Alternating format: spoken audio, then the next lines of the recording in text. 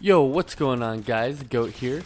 I wanted to share with you guys a video. One of the classic weapons. I've kind of been seeing more people using it here more recently, so I figured I would do a video on it. It seems like the gun may be trending a bit, so I figured you guys might want to have some information on it and maybe watch some gameplay of mine on the gun, and that is the M-1 Garand.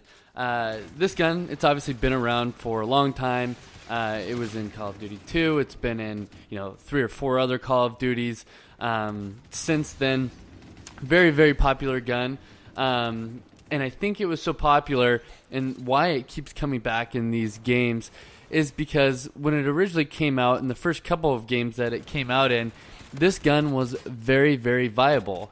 And what I mean by that is it was boots on the ground, and people weren't able to jump 10 feet, vertically into the air, and then immediately jump, 10 feet to the right or left horizontally, those sorts of things.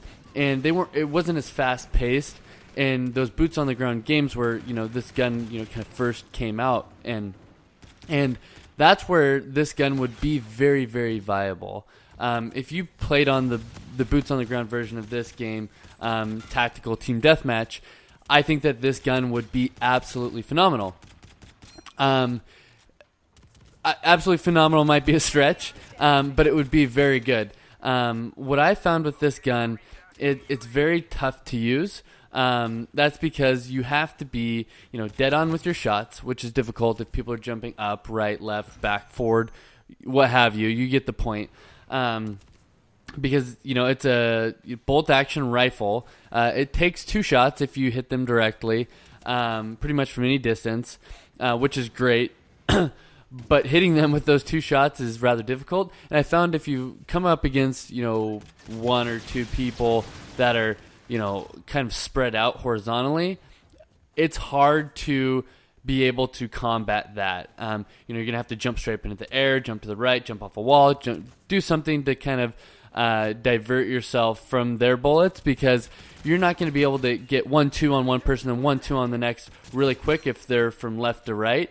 If they're from front to back, this is a lot easier because it's a lot easier movement for this gun to make. And I found that in that scenario, it's a lot easier to get those double, even triple kills, depending on if you have extended mags or not. Because if you don't, I think you have 8 bullets. And if you do have extended mags, you have 12. So you have a little bit more there. And another issue with the gun, as a lot of you know, is you have to empty the clip in order for it to reload. So if you have 3 bullets left and you miss with 2 of them and you hit them with 1, you're automatically reloading. Odds of you killing that person are very slim. So it puts you in a lot of hairy situations. That's another part of this gun that's very difficult. What I've found is putting a suppressor on and adding dexterity helps quite a bit.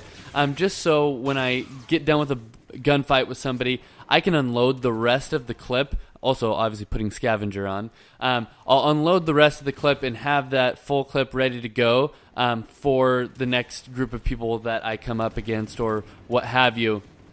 So you'll see in this video, I'm doing a lot of that, and you'll see a lot of bullet holes around me because as soon as I'm done with the gunfight, I'm unloading the rest of the clip to get it ready for the next, just in case there's 2 people or 3 people, and I'm going to have to really unload, all of the bullets just to get those kills.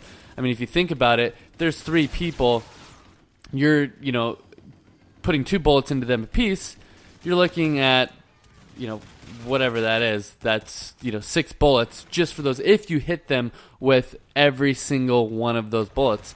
So that can be rather difficult and put you into some pretty crummy situations. So keep that in mind when you're using this gun. Overall, it's an okay gun. I would say I wouldn't typically pick this gun, but I thought it was cool and I figured I would do a video on it. I've seen a lot of people using it. I've seen some people that are really good with it. So kind of depends on your play style, and if you're a very accurate shooter, I think that this gun would be good for you. I would say I have above average accuracy, and I'm not super great with this gun. I think I went 28-5. I had another game where I did pretty well, but overall, it's a tough gun to use. I was struggling even with I added the red dot. It was still even a little bit difficult. So overall, it's an okay gun. I probably will not use it after this video, but I figured I would share that with you guys. Let me know what you guys think. Have you unlocked this classic weapon? What do you think about it?